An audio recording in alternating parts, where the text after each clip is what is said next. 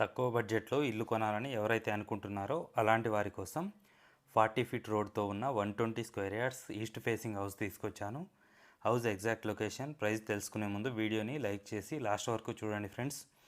House వచ్చేసి నాదర్గుల్లో ఉంటుంది.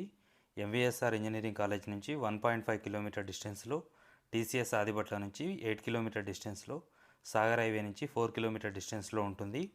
23x47 డైమెన్షన్స్లో, full LRS పేట్ G+1 permission కలిగి ఉంటుంది.